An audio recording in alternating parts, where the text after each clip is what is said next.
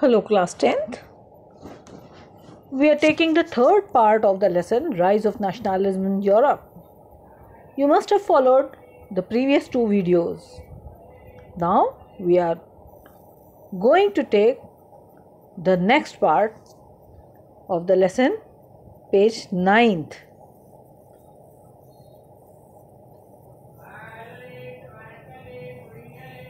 What does liberal nationalism stand for? तो liberal मतलब क्या होता है? आज़ाद विचार, है ना? एंड नेशनलिज्म मतलब राष्ट्रवाद.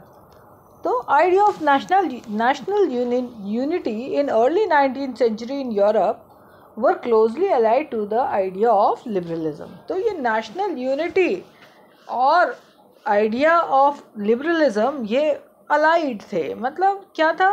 बहुत उनमें क्लोज रिलेशनशिप थी.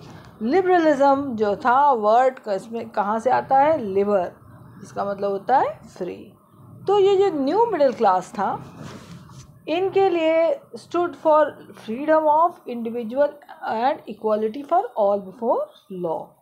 तो इसका मतलब क्या था कि ये न्यू मिडिल क्लासेस की क्या चाहते थे? Equality before law and freedom of individual. Politically वो ये क्या कहते थे कि कैसी गवर्नमेंट होनी चाहिए? गवर्नमेंट बाय कंसेंट, मतलब सभी की मर्जी से गवर्नमेंट बननी चाहिए. Since the French revolution liberalism had stood for the end of autocracy. तो फ्रेंच रेवोल्यूशन के बाद लिबरलिज्म मतलब क्या था? End of autocracy and clerical privileges, a constitution and representative government through parliament. तो एंड ऑफ ऑटोक्रेसी थी और clerical privileges के था. और दूसरी बात, कॉन्स्टिट्यूशन फ्रेम हो गया था, एक रिप्रेजेंटेटिव गवर्नमेंट बन गई थी.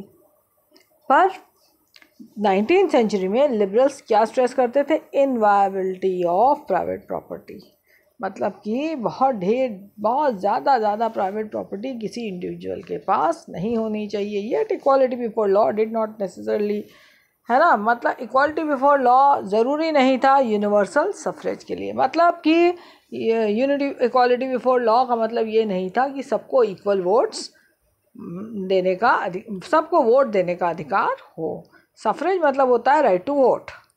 ठीक है. You will recall that in revolutionary France which marked first political experiment in liberal democracy, right to vote and to get elected was granted exclusively to property owning men. तो पिछले साल हमने पढ़ा था कि राइट टू वोट किसको था? Exclusively property owning men. तो मतलब जिनके पास ढेर सारी प्रॉपर्टी थी. Men without property and all women were excluded from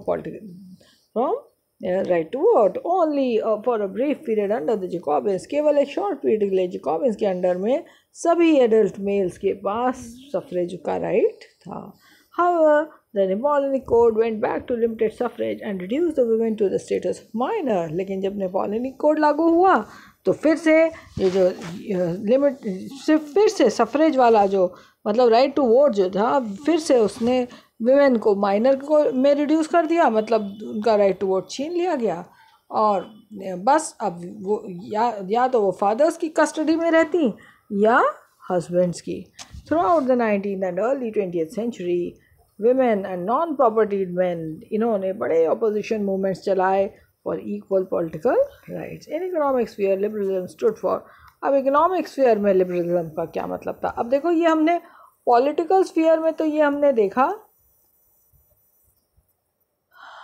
कि लिबरलिज्म का क्या मतलब था. इस पैराग्राफ में पॉलिटिकली लिबरलिज्म मतलब क्या था. अब नेक्स्ट इसमें हम क्या देख रहे हैं कि इकोनॉमिक स्फीयर में लिबरलिज्म का क्या मतलब था. क्या मतलब था? freedom of markets and abolition of state imposed restrictions on the movement of goods and capital. मतलब सामान एक जगह से, एक स्टेट से दूसरी जगह जा सके आराम से. और थोड़ा मार्केट्स फ्री होने चाहिए, मतलब टैक्सेस थोड़े कम होने चाहिए. During the 19th century this was strong demand of emerging middle class. Let us take the example of German speaking regions. चलो एक एग्जाम्पल देखते हैं कि जर्मन स्पीकिंग रीजन्स के. Napoleonic administrative measures had created countless small principalities of federation of 39 states. तो जो Napoleonic administrative measures थे,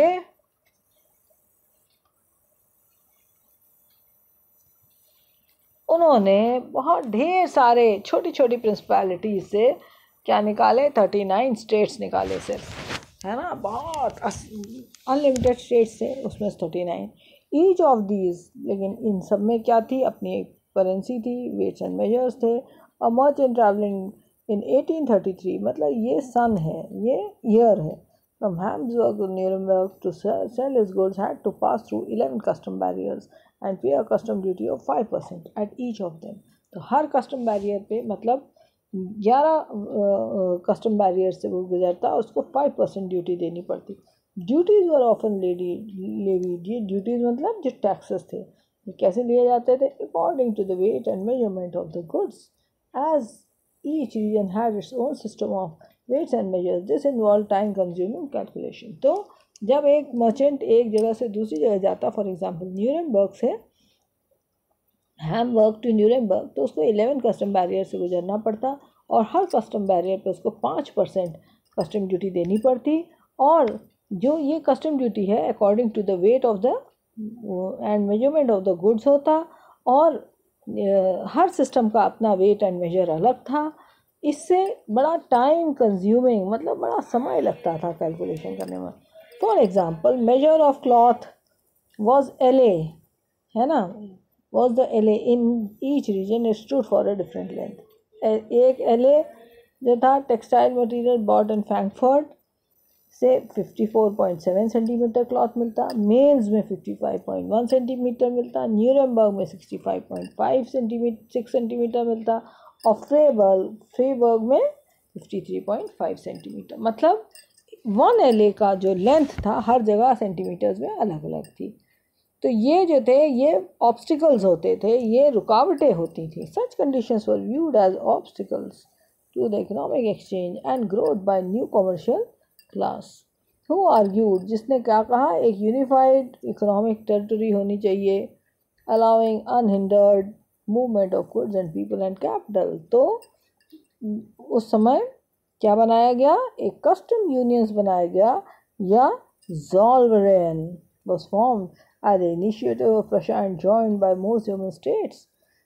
इस यूनियन से क्या हुआ, the union abolished tariff barriers and reduced the number of currencies from over 30 to 2। मतलब 30 से कितनी में रिड्यूस हो गई, 2 में रिड्यूस हो गई।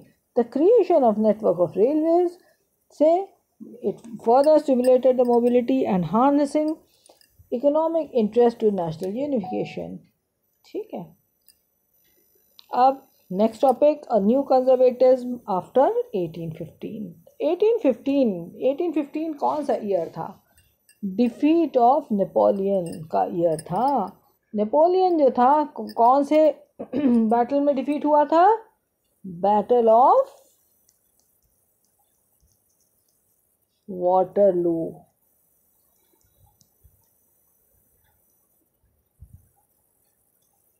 1815 में नेपोलियन हारा, है ना। तो वेरी शॉर्ट का क्वेश्चन हो गया। तो the European governments were driven by spirit of conservatives. तो नेपोलियन के हारने के बाद फिर से वही पुरानी स्थिति आ गई। सभी यूरोपियन गवर्नमेंट्स क्या सोचने लगी कि अरे पहला वाला सिस्टम बहुत अच्छा था, जब रिवॉल्यूशन नहीं आया था, इसीलिए वो क्या करने लगे, उन्होंने फिर से वैसे ही कंजर्वेटिव्स लाने की कोशिश की। कंजर्वेटिव्स जो थे वही ट्रेडिशनल इंस्टीट्यूशंस थे, वही राजाशाही थी पुरानी वाली, है ना।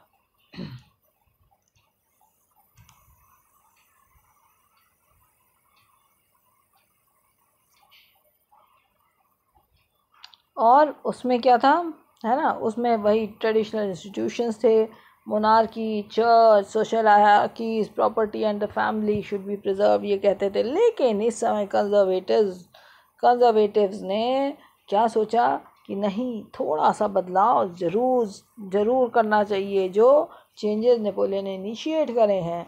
क्यों, क्योंकि जो मॉडर्नाइजेशन है it could in fact strengthen the traditional institutions like monarchy, it could make state power more effective and long। तो इसीलिए उन्होंने एक modern army, N efficient bureaucracy, a dynamic economic dynamic economy, evolution of feudalism and serfdom, ये सब उन्होंने लागू किया. In 1815, representative of European powers Britain, Russia and Austria, who had collectively defeated Napoleon, met at Vienna to draw up settlement for Europe. अब देखो, ये एक very short का क्वेश्चन बन गया. किसने डिफीट किया था नेपोलियन को? बिल्कुल शॉर्ट में याद कर सकते हो. This is for you only, ये कहीं लिखना नहीं है. Prussia, Russia, Austria, Britain. ध्यान दो, this is not Australia, this is Austria. ठीक है. एक और वेरी शॉर्ट का क्वेश्चन आ रहा है कमिंग अप. ये the Congress hosted by Austrian chancellor Duke Metternich, है ना.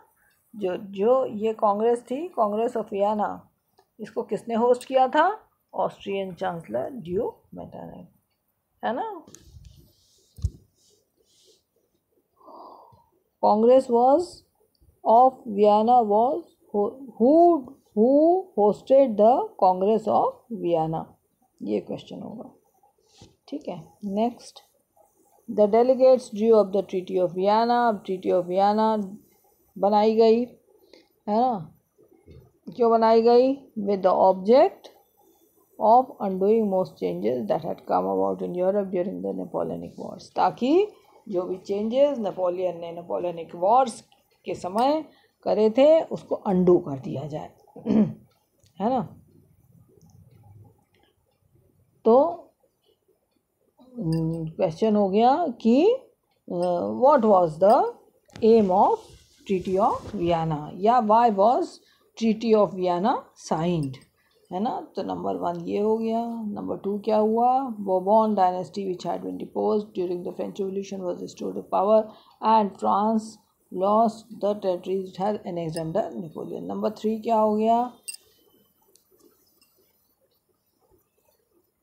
नंबर 3 ये हो गया. A series of states were set up upon the boundaries of the France to prevent French expansion into the future.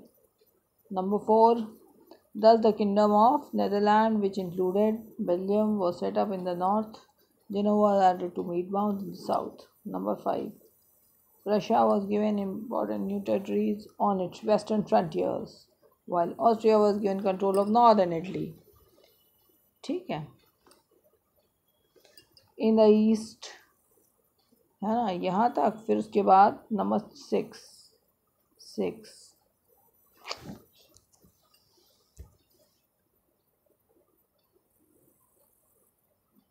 In the east, Russia was given part of Poland, while Prussia was given a part of Saxony. ठीक.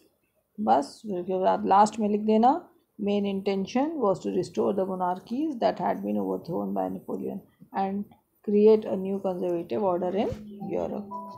ठीक है.